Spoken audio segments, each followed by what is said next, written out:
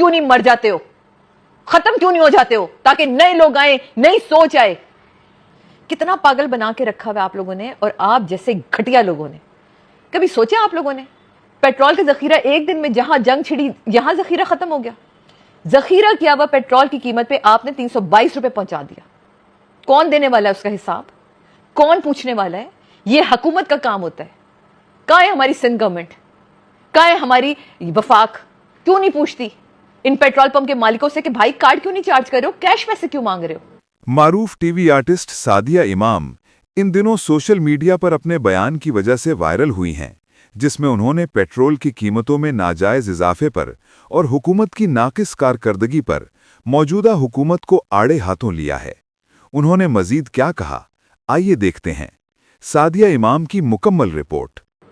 जितनी दफा जाके मैंने अभी पेट्रोल भरवाया है, जब से पैसे बढ़े, नहीं बाजी कार्ड तो चार्ज नहीं करेंगे, बाजी कैश पेमेंट दे दें, क्योंकि पेट्रोल पुराने पैसों में खरीदा गया है और अब उसके ऊपर टैक्स ना देना पड़ जाए, क्योंकि अब जो टैक्स देंगे वो तो 322 रुपए के हिसाब से देंगे। तो अभी तो जो कमा सकते हैं वो कमाएं। वो शर्म करो, बगैर तो अपने आप को मुसलमान कहते हो कि जो इनके पीछे प्रोटोकॉल इतना घूम रहा होता है उसका पेट्रोल कौन दे रहा होता है? बताइए। हमारे टैक्सेस से जा रहे हैं ना वो सारा पैसा, जो फ्री में प्रोटोकॉल है। वो प्रोटोकॉल क्यों नहीं बंद होता? जो इन हड हरामों को छुट्टियां दे के एक एक दो दो दिन की, तीन तीन दिन की आपने कहा कि काम ना करो, वैसे ये हड हराम हमारे मुशीर, हमारे वजीर कोई काम नहीं करते। तो आप मुझे बताएं, इनके जब आपने 300% बढ़ाई थी तब आपको हमारी अकल नहीं आई थी? उन लोगों का ख्याल नहीं आया था जो पूरा पूरा महीना काम कर रहे होते हैं, रगड़ रहे होते हैं अपने आप को, और आप जैसे लोगों को उठा के लेकर आते हैं इलेक्शन में, जितवा के सीटों पे बिठा देते, जिनको एक अदद बिरयानी की प्लेट और एक बोतल पे आप तरखाते। इस कौम में से जहालत को खत्म कर दें, यकीन जाने फिर आप में से कोई एक इस सीट पे नहीं बैठ पाएगा। सिर्फ मेरी एक आपसे रिक्वेस्ट है कि इस कौम को ना तालीम देनी शुरू कर दो।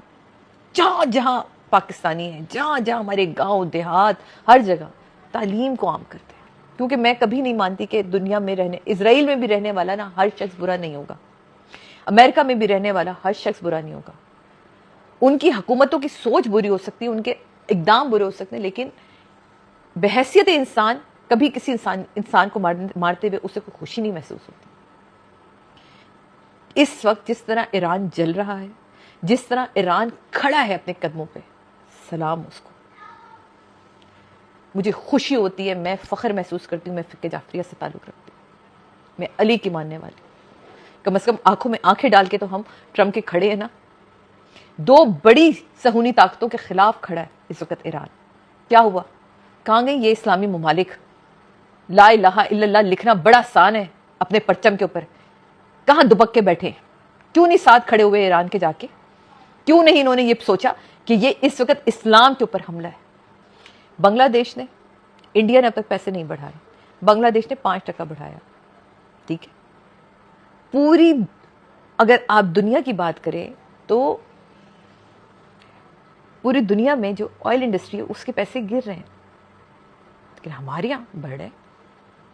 ईरान कह रहे हैं हमसे ले लो पेट्रोल, हम देते हैं तुम्हें तेल, हम देते हैं तुम्हें पेट्रोल, लेकिन हम IMF के कर्जों तले ऐसे दबे में, हम उनके इतने तलवे चाटते हैं ना कि हम क्यों लेंगे उससे पेट्रोल, जो हमारा सबसे करीबी मुल्क है, जो हमारा पड़ोस है,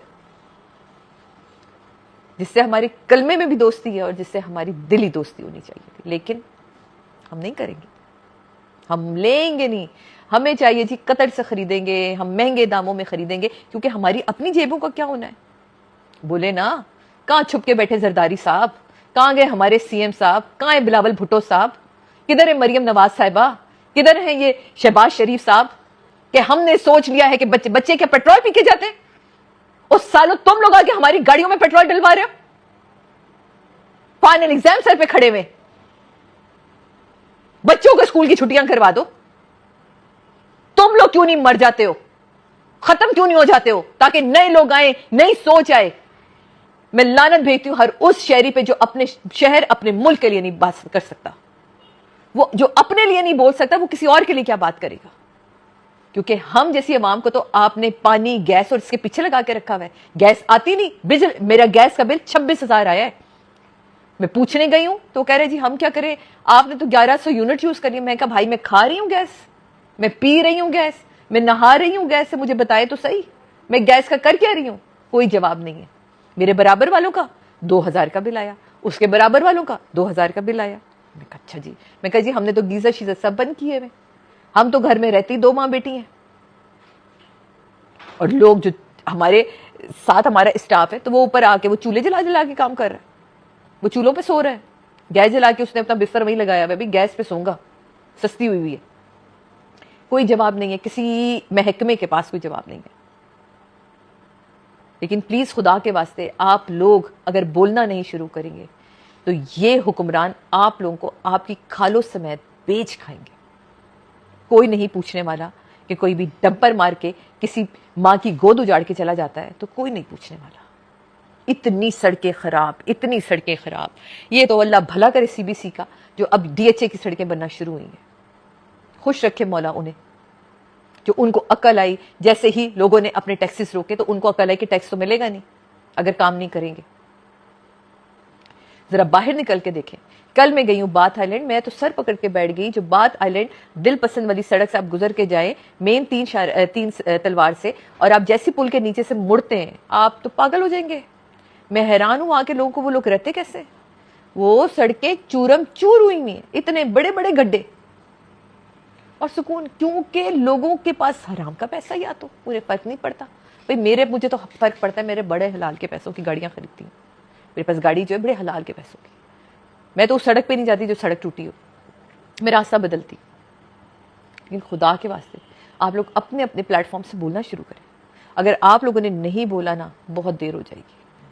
समझ नहीं आती कहाँ खड़े हैं हम, कब हम जिंदा होंगे और कब हम जिंदा कौम की तरह बात करना शुरू करेंगे। आज शायद आपको मेरी आवाज़ भी ऊंची लगी हो, मेरे अल्फाज भी बड़े गलीज लगे हों, जुमले भी बड़े गलत लगे हों, गालियां भी शायद महसूस हों।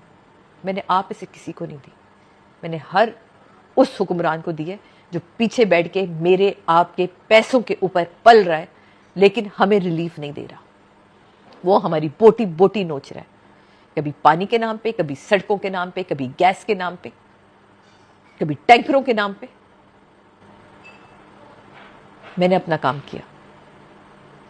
आप लोग भी खुदा के वास्ते अपने अपने प्लेटफॉर्म से सिर्फ इसको टिकटॉक देखने के लिए ना इस्तेमाल करें, अपनी आवाज़ उठाने के लिए भी इस फोन को इस्तेमाल करें।